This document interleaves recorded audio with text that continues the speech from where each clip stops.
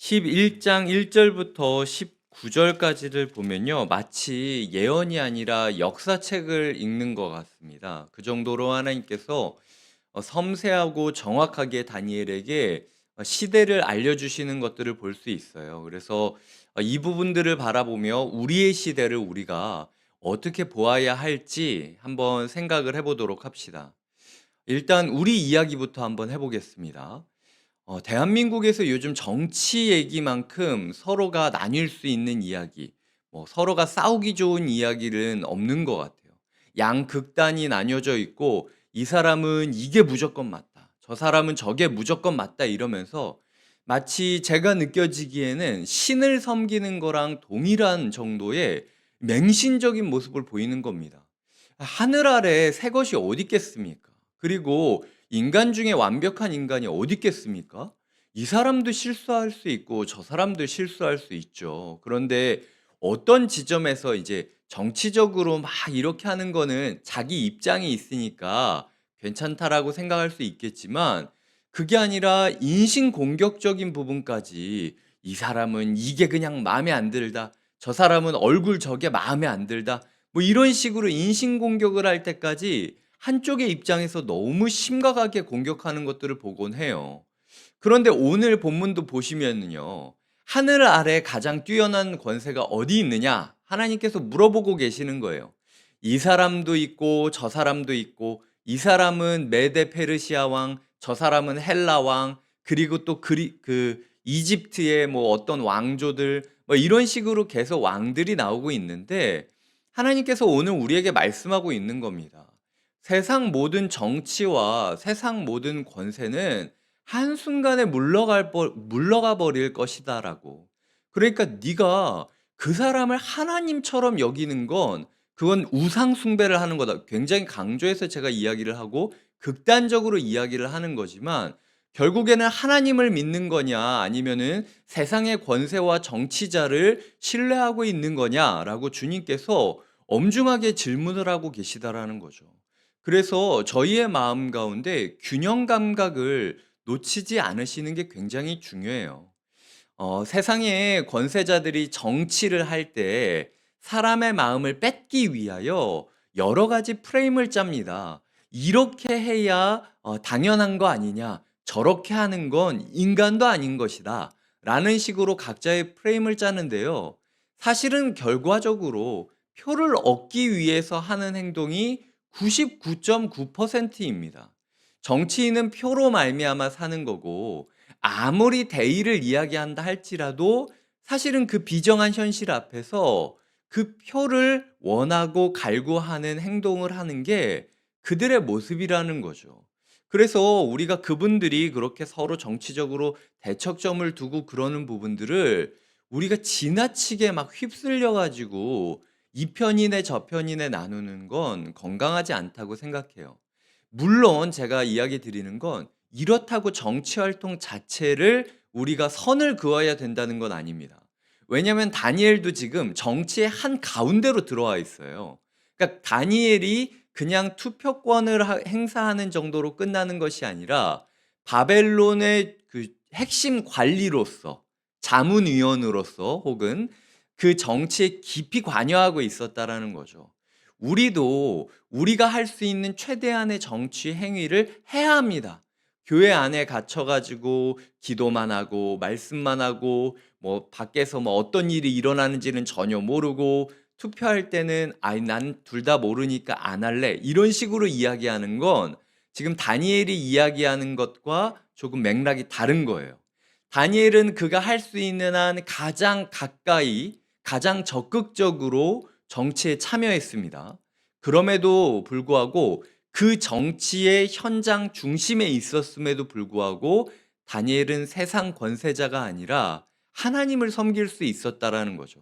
오히려 그게 만약 세상 권세자의 편에 들어가서 줄 세우기를 애썼다면 이 사람이 나가 떨어졌을 때 다니엘이 같이 나가 떨어졌어야 돼요. 근데 그게 아니라 누가 보기에도 다니엘은 기민하고 현실적인 정치 감각을 가지고 있었지만 정치의 허상을 알고 있었기 때문에 하나님만 선택했던 사람이라는 거죠. 역설적으로 그렇기 때문에 오히려 어떤 왕이라 할지라도 다니엘에게 조언을 구하고 함께 정치 통치를 행하는 것을 볼 수 있다라는 겁니다. 우리의 마음 가운데 이 적절한 거리감, 균형 감각이 필요하다라는 것을 꼭 기억하셔야 될 것 같아요. 오늘 본문은 1절부터 4절까지 세 가지 키워드로 세 가지 키워드로 이 세상 권세의 그 흥망성쇠를 말하고 있습니다. 첫 번째로는 1절과 2절에 일어나다. 이 뭐 일어나다 1절에도 있고 2절에도 있지 않습니까? 그리고 2절에 보면 두 번째로 강하여진, 일어나서 강하여지고, 4절에 보면은 그러나 갈라져라는 겁니다. 그러니까 이 세 단어가 세상 권세를 관통하는 핵심 단어예요. 반드시 어느 시대건 일어나는 세력이 있습니다. 두 번째로는 그 세력이 반드시 강해져요. 하지만 그 강해지는 세력도 곧 갈라집니다. 이게 우리가 어떤 시대를 살든지 우리 가운데 있는 그 권력의 세 가지 키워드라는 사실을 생각하면서 너무 우리가 막 그런 거 휩쓸리지 않으셨으면 좋겠어요. 요즘 시대에도 갑자기 떠오르는 권력자들이 있지 않습니까? 뉴스에서 띄워주기도 하고 아니면 사람들이 이 사람이 아니면 대안이 없다라고 이야기를 하기도 하고, 각자가 다르지만 각자의 진영에서 그런 사람들을 내세우고 있다라는 거죠. 근데 다 결국에는 일어나서 강해질 수는 있겠지만 언젠가는 또 갈라질 수밖에 없는 게 세상 권력이라는 거죠. 너무 그래서 거기에 마음을 막 쏟으시면서 열정적으로 신을 믿듯이 따르지는 말아야 된다라는 이야기를 하고 있는 겁니다. 오늘 본문의 후반절에 보면 어떻게 이 사람들이 갈라지게 되는가라는 부분들을 이야기하고 있습니다. 9절에 보시면은 물러가리라 라고 이야기를 하고, 12절에 보면은 더하지 못할 것이요 라고 이야기를 하고, 14절에 보면은 걸려 넘어지리라 라고 이야기를 하고요. 그리고 17절에 보면 이루지 못하리니 라고 이야기를 하고요. 19절에 보면은 다시는 보이지 아니하리라 라고 이야기를 하고 있습니다. 그러니까 다니엘에게 지금 다니엘이 받은 예언은 계속해서 강조하는 거죠. 물러갈 것이다, 더하지 못할 것이다, 걸려 넘어지리라, 이루지 못할 것이다, 다시는 보이지 않을 것이다 라고 이야기를 하면서 결국 갈라져 없어져 버릴 권력에 너무 너의 마음을 다 담지 말아라. 그리고 객관적으로 봐라. 객관적으로. 내가 뭐 나를 맹신해서 내가 하는 말 무조건 믿으라고 하는 게 아니라 지금부터 내가 근거들을 내줄 테니까 잘 보고 객관적으로 네가 판단해라. 세상 왕을 우상 섬기듯이 하나님 섬기듯이 그렇게 맹신하는 게 과연 건강한지 한번 돌아보라라는 이야기인 거죠. 어쩌면은 누구보다도 강렬하게, 예전에는 지역으로 편을 갈라가지고 서로 싸웠잖아요. 근데 이제는 여야로 편을 갈라가지고 싸우는 시대거든요. 이렇게 누군가가 짜놓은 프레임에서 그저 그냥 분노와 열정을 다하는 우리에게 하나님께서 다니엘이 물어보시듯이 물어보고 계시다라는 겁니다. 일단 몇 가지 예를 들어드리겠습니다. 1절부터 4절까지만. 첫 번째로 보면은 다리오 원년에 일어나 그를 도와서 그를 강하게 한 일이 있을 것이다 라고 이야기를 하고 있습니다. 그리고 바사에서 페르시아에서 새 왕들이 일어날 것이요 그 후에 넷째 왕은 그들보다 심히 부요할 것이며 그가 그 부요함으로 강하여진 후에는 모든 사람을 충동하여 헬라 왕국을 칠 것이며 라고 이야기를 하고 있습니다. 자, 보시면은 페르시아에서 네 왕이 있는데 그 중에 어떤 왕, 네 번째 왕은 너무나도 강대해진다라는 거예요. 그리고 심히 부요할 것이다. 그리고 강해진 후에는 다른 사람들을 충동해서 헬라 왕국, 그리스를 칠 것이다 라고 이야기를 하고 있습니다. 성경의 많은 학자들은 이 네 번째 왕이 아하수에로 왕이라고 이야기를 하고 있어요. 성경 안에서 아하수에로 왕은 에스더의 남편이었습니다. 그러니까 우리가 생각했을 때 에스더가 서가 쓰여졌던 배경이 이 심히 부유해진 페르시아 왕의 시절 때 일어났던 일이다라고 생각할 수 있어요. 근데 동시에 이 아하수에로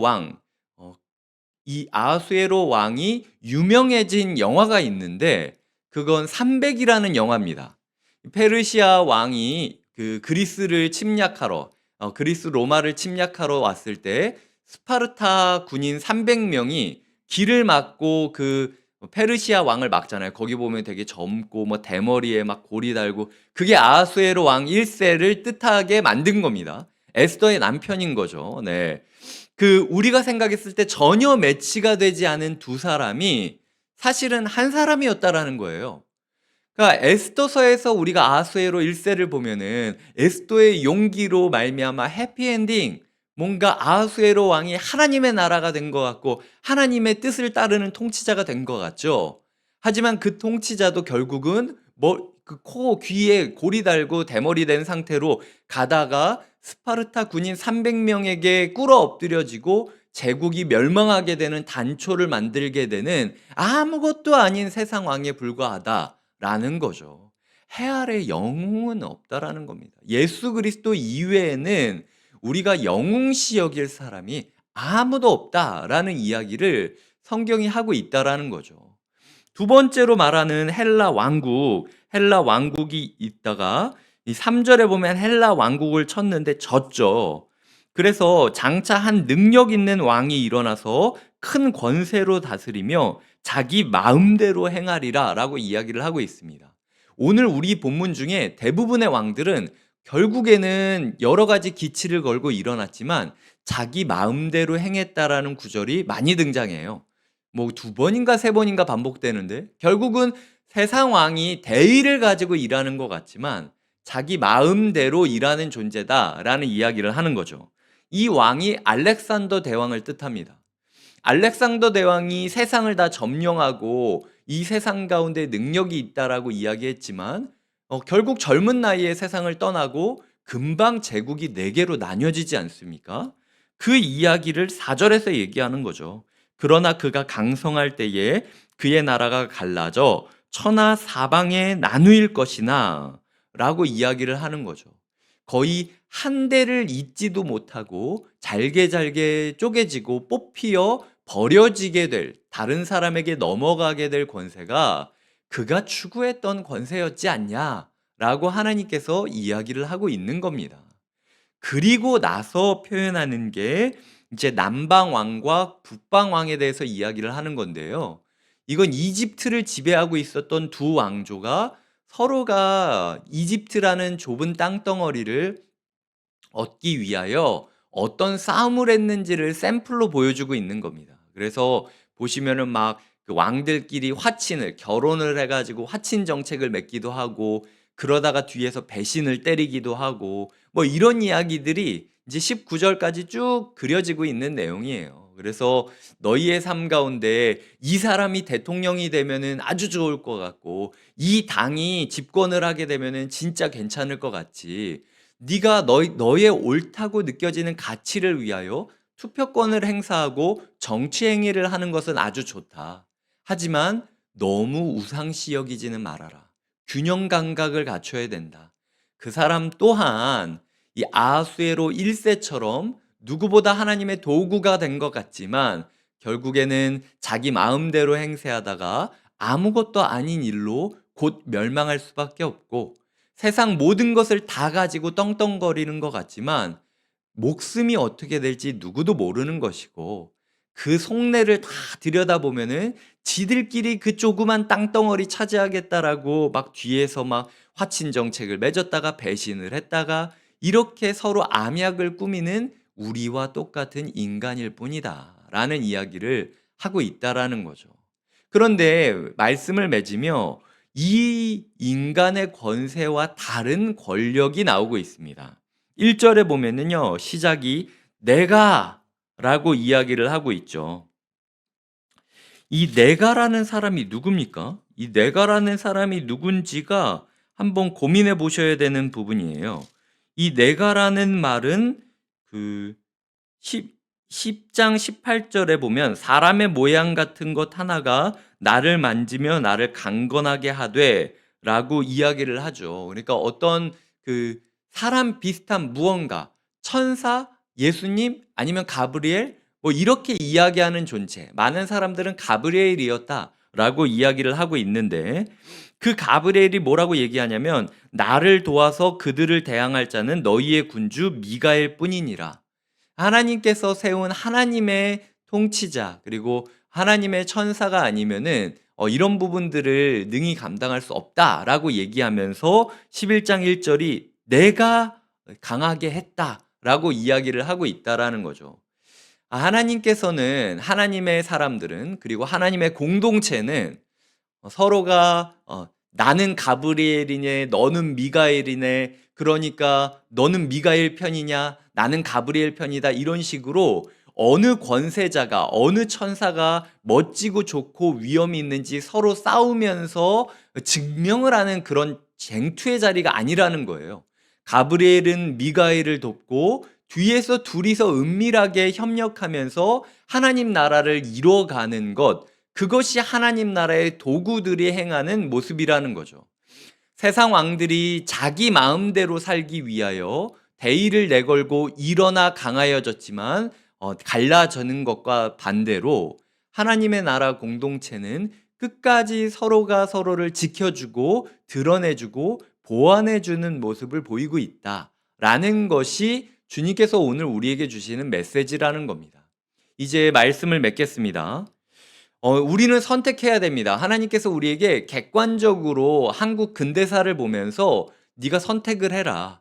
요즘 시대는 예전처럼 지역을 나눠서 저 지역에 사는 사람은 아주 그냥 죽어 없어져 버려야 될 사람이다. 이런 식으로 얘기하지는 않지만 여야를 나뉘어서 저쪽 편을 드는 사람은 무조건 죽어 없어져야 될 사람이다. 라고 이야기를 하고 있다. 근데 그게 과연 진짜 객관적인 이야기냐? 이쪽 편을 들면 진짜 하나님이 임한 것처럼 모든 게 회복될 수 있느냐? 객관성을 지켜라. 정치 행위를 열심히 하지만 거기에 너무 빠지지 말았으면 좋겠다. 하나님께서 이야기를 하고 있다라는 거죠. 우리의 삶 가운데 추구해야 되는 하나님의 나라는 서로가 서로의 편을 나누고 싸우는 나라가 아니라 결국은 서로가 서로를 도와주고 가브리엘과 미가엘처럼 예수님과 미가엘처럼 흔적을 알 수 없는 한 사람 같은 존재와 미가엘처럼 서로가 서로를 돕고 하나님 나라를 추구하는 모습. 그것이 하나님께서 오늘 우리에게 원하는 나라와 공동체의 모습이라는 것입니다. 더 이상 교회에서 정치 이야기 때문에 서로 마음 상하는 일 없었으면 좋겠어요. 더 이상 가정에서 정치 이야기나 아니면은 내가 좋아하는 사장, 내가 좋아하는 권세자들에 대한 이야기로 마음 상하지 않았으면 좋겠습니다. 바라옵기는 우리 모든 사람들이 믿음의 눈으로 이 세상을 객관적으로 바라보고 그리하여 이 세상 가운데 하나님의 사람으로 바로 살아갈 수 있기를 주님의 이름으로 축복드립니다. 함께 기도하겠습니다. 우리의 기도할 때에 하나님 이 사람이면 될 것 같다 라고 세상 사람들은 이야기하곤 합니다. 이렇게만 하면은 이 당이 집권하기만 하면은 세상이 바뀔 것 같다 라고 이야기하지만 우리가 그 노름에 우리의 인생을 걸고 매몰되지 않게 하여 주시옵소서. 객관적으로 시대를 바라보며 하나님 나라를 추구하기 위하여 어느 선에 서야 되는지 균형 감각을 가지게 하여 주시옵소서. 이 시간 마음 다하여 기도하도록 하겠습니다. 하나님 아버지, 다니엘이 정치의 한 중심에 있었고 적극적으로 자기의 통치 행위, 자기의 정치권을 행사했지만 그럼에도 불구하고 그 어느 통치자도 하나님을 신뢰하는 것처럼 숭배하지 않았음을 깨닫게 됩니다. 우리가 우리의 가진 모든 것을 다하여 정치권을 행사하지만 그럼에도 불구하고 그 누구도 숭배하지 않고 하나님 나라의 가치를 거는 뱀처럼 지혜롭고 비둘기처럼 순결한 하나님 그러한 사람이 되게 하여 주시옵소서. 이 세상 모든 권세, 이 세상 그 어떤 것도 일어나는 것 같지만 강해진 후에는 자기 마음대로 하다가 결국은 갈라져 버릴 겁니다. 우리가 너무 기대하지 말고 하나님 아버지 우리 마음 가운데 날마다 상호 협력함으로 우리에게 조금씩 조금씩 하나님의 나라를 이뤄가시는 그 보이지 않는 영적인 손길에 주목하며 동참하는 하루가 되게 하여 주시옵소서. 하나님, 더 이상 우리 가정이 이 문제로 인하여 싸우지 않기 바랍니다. 하나님, 더 이상 우리 교회와 우리 사회가 이 문제로 인하여 서로 괴로워하지 않기 바랍니다. 하나님, 우리가 하나님 나라라는 가치를 같이 붙잡고 서로의 다름을 존중하며, 하지만 그럼에도 불구하고 치열하게 조율하며 우리가 하나님 나라를 이뤄가게 하여 주시옵소서. 예수님의 이름으로 기도드립니다. 아멘.